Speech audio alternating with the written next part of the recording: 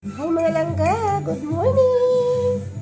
Kape tayo mga langga. Almusal tayo ng tinapay. Buhay Pinas mga langga. Ayan, tinapay.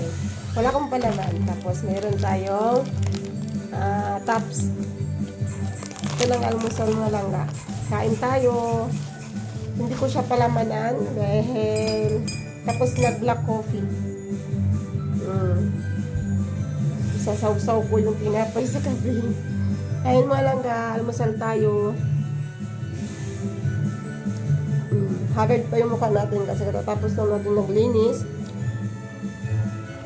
Sarap. Katapos ko na naglinis mga langga. Dilig ng halaman. Ganun lang. Trabaho dito sa Pilipinas. Araw-araw. Andyan si ate, si panganay ko nanonood ng TV. This does not look good. Ano nangyari doon? We need to do further tests.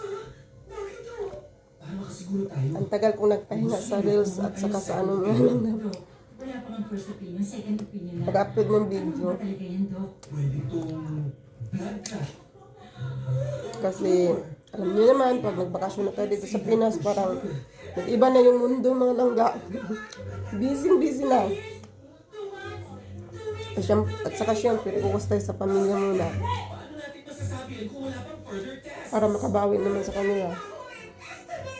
6 to 8 months.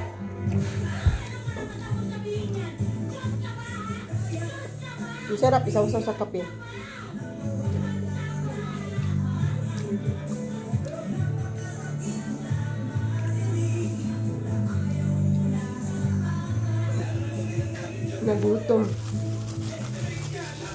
Nagutom ang naglinis ng bahay. Sige na, inuman na ako. Judith? Kasi pag lagi na lang may palaman, parang nakakasawa na. 7? Maaga ko nagising. Alas 4. Ang buhay ko. Nagawa ng almusal ni Bunso at papasok sa school. Tapos sila kayo na ma'am. Masada. Maga yun silang maalis. Paano ko sasabihin sa mga anak ko na mamamatay na ako? Kailangan maaga kong magising. Ang luto. Tapos sumasabay na rin sila kayo magising. Magpapalala sa akin. Ano na lang ang mangyayari sa kanila kung wala na ako? Yun na mga langga. Bye bye. Thank you for watching and God bless. Bye! Kasama sa kanila.